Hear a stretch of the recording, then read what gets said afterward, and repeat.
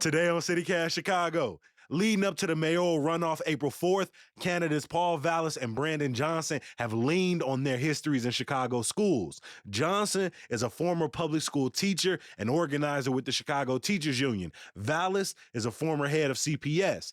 This election could determine the future of public education in our city. Longtime education reporters Sarah Karp from WBEZ and Becky Vivi from Chalkbeat break down the candidates' records on the most pressing issues. It's Monday, March 13th. I'm Jacoby Cochran, and this is What Chicago is Talking About.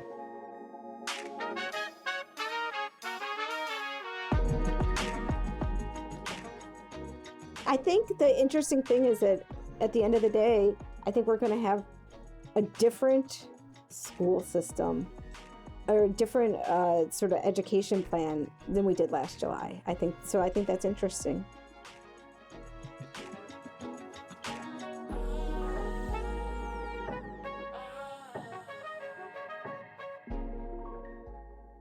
Welcome to CityCast, my friends. Thanks for having us. Hey, how you doing? I'm feeling good today. Paul Vallas is the former CEO of CPS. Brandon Johnson is a former public school teacher and organizer with CTU, and both of them have sort of laid out what their vision for the future of Chicago schools is. Sarah, I want to start with Paul Vallas, though, as he is the individual who garnered the most amount of votes heading into this runoff. He led CPS from 95 to 2001.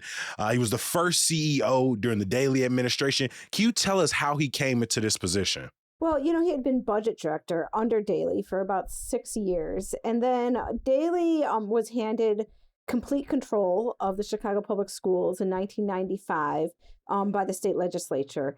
And at that point, instead of appointing an educator to lead Chicago Public Schools, he appointed his budget director, Paul Vallas. And the idea was that the school system was running a deficit and had been running a deficit for quite a while, and that that maybe a budget director could come in and sort of clean stuff up. And it's sort of interesting because one of the things that I was reading some old clips, and one of the things that was interesting is that they actually had like a council on academic achievement to sort of, I think it was to kind of help balance the fact that Vallas did not have education experience. But it's also why he was called the CEO and not a superintendent, because he did not have education experience. When he started, what would you say were some of the most pressing issues facing CPS in addition to this deficit? Well, there were many issues. I mean, the deficit was big, but also that achievement wasn't high. I mean, there's a lot of angst over, test scores being low. There was also Chicago Public Schools was coming from a period of labor unrest. I mean, in the 80s was a lot of strikes. Like every other year there were strikes, and so there were a lot of issues that that were confronting them. I think that Daley just wanted sort of a clean slate and somebody who wasn't going to get like all caught up in all the sort of drama of CPS. When I watched Paul Vallas out on the campaign trail, even in the debate last week, he really wants to paint his tenure as the leader of CPS as an overwhelming success. Were there improvements during his tenure? There were. I mean, for one thing, the budget was balanced. Now, how he balanced the budget is, a subject of a lot of debate and criticism from Johnson. Also, test scores rose. Of course, there's some differences in test scores. The Chicago Public Schools, I think, stopped taking the state tests that had been taken for a long time, and then once they changed, there were some increases in test scores. So yeah, I mean, yes, it was actually kind of interesting because I'm reading old Catalyst, which is sort of the precursor to Chalkbeat, an education publication that I worked for a number of years. And but Vallas was before my time at Catalyst, but I'm reading old Catalyst and I see a lot of very glowing articles about him. So there definitely, at least at the time, was the idea that he was doing a good job. Becky, I want to bring you in here for a second.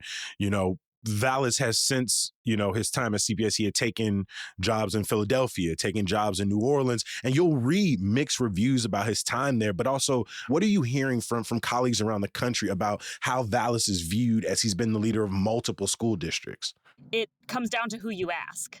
If you talk to people in Philly or New Orleans who, you know, want to point to, rises in test scores or, certain financial cleaning up kind of what was seen as a mess at the time. If you think about, Philly, the state had taken over the school system. It was in bad shape. And in New Orleans, Hurricane Katrina had just come through and they were kind of in this sort of disaster mode. It may sound kind of crude to say this, but when you only have up to go, if you're only going up from really a really bad situation, I think he does a good job, or is seen as doing a good job of really cleaning up kind of disaster situations and taking something from the bottom upward. Sarah, are there any things that you could point to that went south during Vallis's time as head of CPS? Well, for one thing, when he wound up leaving, and the reason why he wound up leaving, I don't know if it was 1,000% because he wanted to leave. Now, why he wound up leaving, I mean, there are some people who think maybe he was getting a lot of great attention, and maybe Daley was like, haha, I'm supposed to get the attention.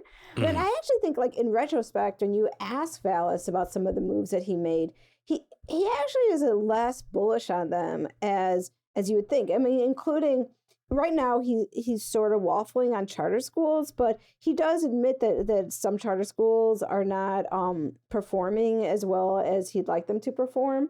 So I think that there are some things in retrospect that he would change. When we're looking forward to his plan for CPS moving forward, what are 3 things he's promised to do with schools if he's elected? Well, one of them is that he says that he's going to keep schools open long after the school day and, make sure there's a lot of programming for kids. So that's one thing. Another thing is that he says, I'm going to turn back control to the community. He's going to give more control to local school councils. Over the last couple years, there has been a little bit of, I wouldn't say less control to local school councils, but at least budget-wise, there's, maybe more things are controlled by the central office than in the past. And so I think that what he's trying to say is that he's going to give back a lot more budgetary control to local school councils, and he talks about let them decide what their schools need. And then he also says, I'm going to raise test scores, and I'm going to, improve the school system, improve sort of performance. He talks about the fact that through the pandemic, Chicago Public Schools was remote for longer than a lot of other school districts, and that affected performance, and that we need to get back to where we were. How can a mayor promise and then execute on raising test scores? Well, that's a good question. I mean, there's not always a direct line. I mean, one thing is we have pretty low test scores when you look at the state tests. So as Becky said, like, it might not be so hard to bring kids up, right?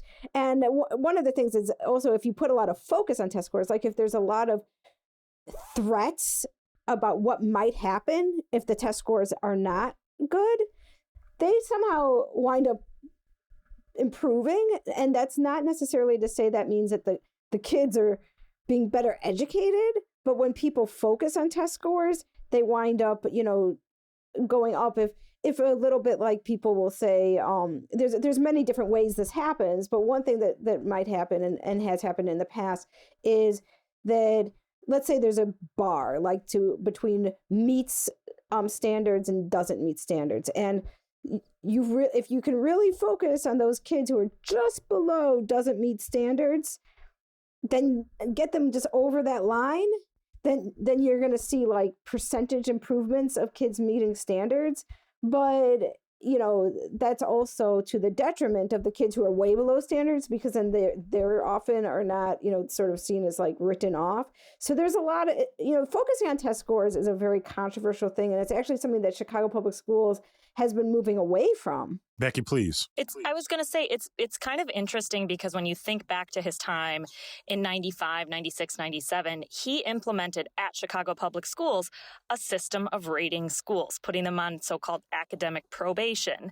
And academic probation, ironically, meant your LSC, your local school council, lost some of its power. And instead, central office was coming in to help these schools improve because they were on probation. Mm-hmm. And those probation labels are what ultimately then set the stage for, even after Vallis leaves, this kind of annual exercise of we're going to close the worst performers, we're going to close the schools on probation, and we're going to give them better opportunities, quote unquote, at another school. And of course, folks will remember then that led to the 2013, in 2013, we shuttered 50 schools all at once. And some of that was still based on not exactly the same rating system, but a rating system that is set out to measure test scores and attendance and some of these things that we, decided were what called a school a good school or a bad school. And I think that again, kind of back to, it's interesting to hear him talk about giving power back to local school councils when, the very system he put in place years ago led to some of them losing their autonomy and control over their local community schools. Yeah, and actually, I was in reading some old articles. I was seeing that there was a lot of heat from local school councils when they were losing their power, and a lot of protests from them. And Paul Vallis, he's got a particular personality. He's especially like back in the day, he was a little, I would say squirrely a little bit. He's sort of like you could poke him and he'd poke back. Let's put it that way. And I don't know exactly how he is now, but during some of these local school council forums that they would have back in the day, the LSC members who are losing some power would be hollering at him, and I think that he maybe hollered back.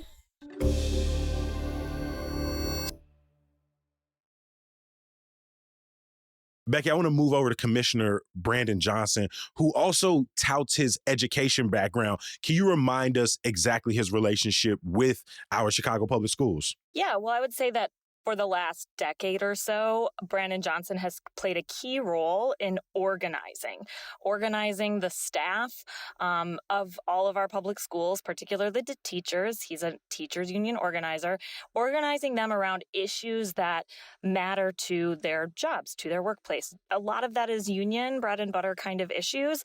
But as we know about the history of the CTU, which we've talked about here, and it's been well documented in the papers and other local media, that the CTU under Karen Lewis's leadership really starts to become more of a kind of political organizing force. And Brandon Johnson is a son of that, if you will. He was a middle school teacher. He was at Jenner Academy, which is near Old Cabrini Green, and then went to Westinghouse and left the classroom to become this organizer. Mm-hmm. He helped organize the 2012 strike, which Sarah and I covered together many years ago. And he really starts to he's a very important kind of piece of that rise, if you will, of CTU over the last decade in organizing on the ground, really grassroots. And so he did a lot of listening in that role and a lot of advocacy, whether that's advocacy at the bargaining table or even down in Springfield. He also helped advocate for the elected school board we're going to be getting in a few years. He advocated around increasing the school funding formula, changing that whole system so that funding is getting to students that need it the most. So that's kind of a SparkNotes version, I would say, of his history and where he kind of came up from. At least with Vallis, he was the CEO of CPS. So you sort of judge him based on how the district as a whole performed during his tenure and after.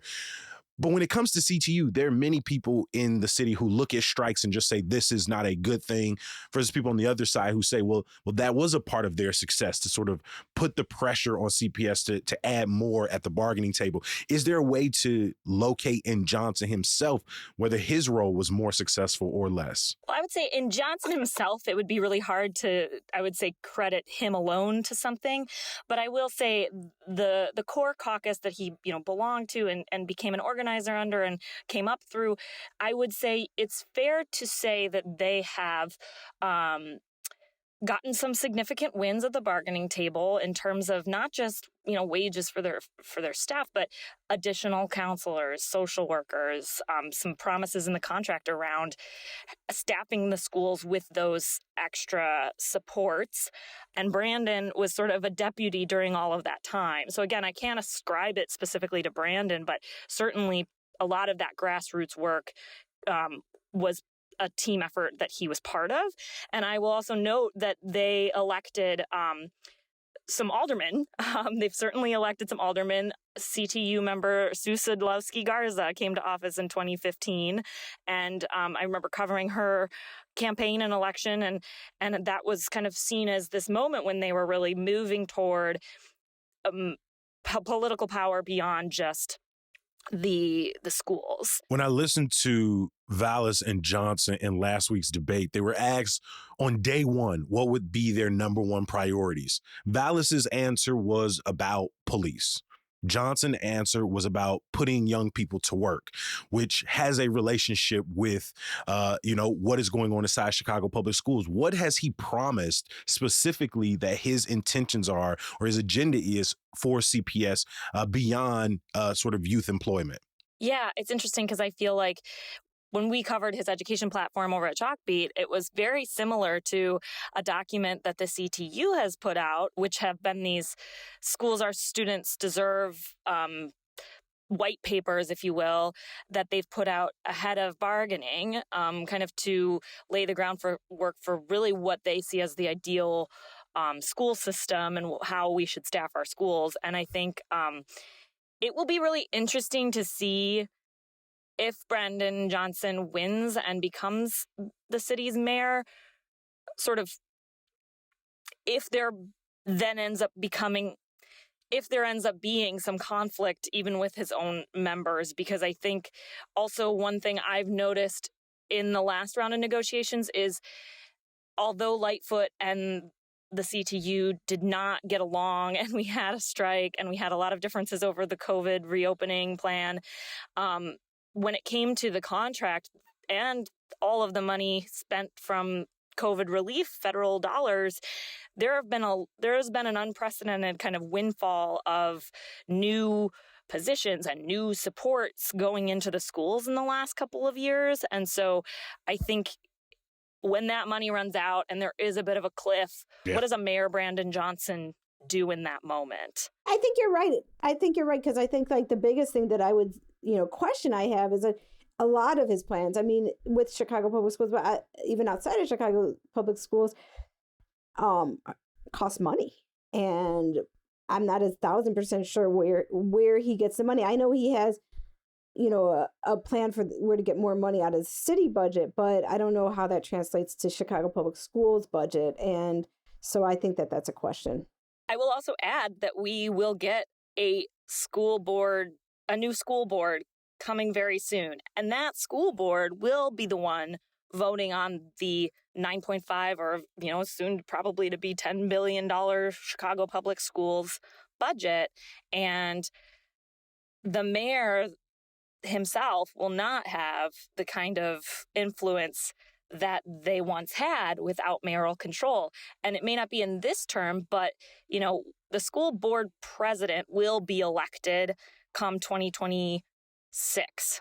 The conversation around what they're going to do with the Chicago Public Schools in this next term is sort of amorphous because it's the last one that gives the mayor the power, Do you look at either of these plans? Are either of these individuals more worrisome to you than the other in terms of their vision for CPS? Well, I will say, I don't want to say who's more worrisome, but I will say, if Vallas gets elected, the CTU is not going to be happy. I think this is a very clear thing. Mhm. I think that sets the stage. They will not be happy campers because they very, very much, very fundamentally disagree with a lot of what I think Vallis stands for. Frankly, it really will come down to, again, kind of what do you value? I mean, what kind of a school system do you want to see? Do you want a school system, that has high test scores and, it's sort of very much focused on accountability at all costs? Mhm. I do think that with a Vallis at the helm again, it will be interesting to see who he puts on his school board appointments, and also to sit what Sarah was mentioning earlier, what kinds of policies that kind of have fallen out of favor may start to reemerge, or maybe he just leaves them alone. Mhm. Would not get labor strife under a Mayor Brandon Johnson. You would presume that there would be quite a bit of labor peace. And I then guess the question would be sort of like, at what cost does that come? Putting aside power struggles, political battles, we need good schools for the students. We're constantly hearing about enrollment falling, about neighborhood schools, on the limbo, wondering if once the moratorium's over, if they will remain open. In one sentence, what should we as voters pay attention to when it comes to the future of our schools in this election? We've seen so much enrollment decline around where public housing was torn down, in gentrifying communities. And either you grapple with that and address the students that are still there or that are there, or you don't. And I think I do think that enrollment is one of the pressing issues. Mhm. Like, will we be able to counter as a city under either a Mayor Vallis or a Mayor Johnson? Will we be able to counter the kind of headwinds of that declining student population and still be able to kind of have a robust, well-resourced system? Mhm. I have kids in this system now, and I feel like my children are getting a good education, contrary to what Willie Wilson said the other day. My 3-year-old can write his full name and read it. But can he tie his shoes? He can tie his own shoes too. I was going to say, but can he tie his shoes? So I think I also think that some of this is also the narrative. I think that that people want to paint a narrative of CPS as something that it isn't. And I think it's important to keep that in mind as well. I also just think that, this is me as sort of, the long arc of history. It's like, what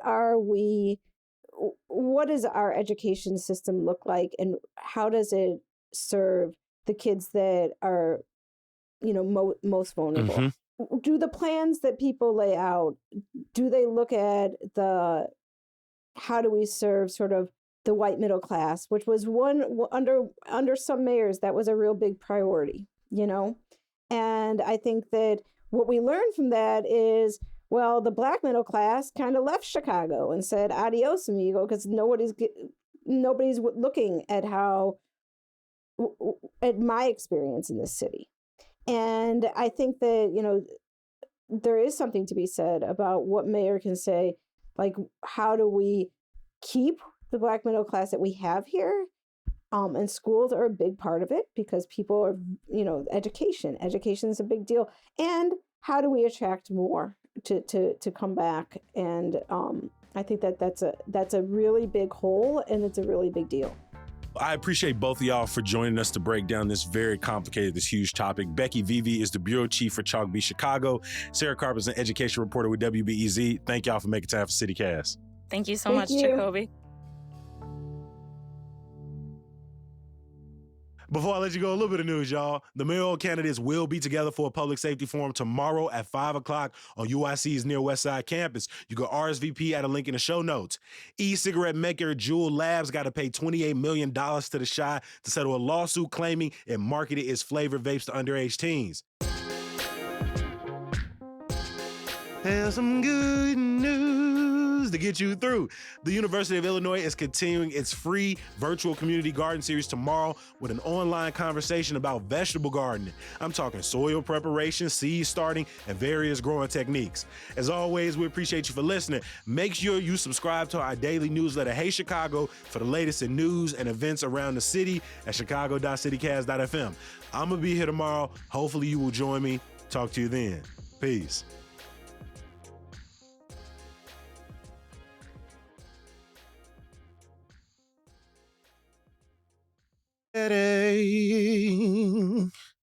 Ready to go.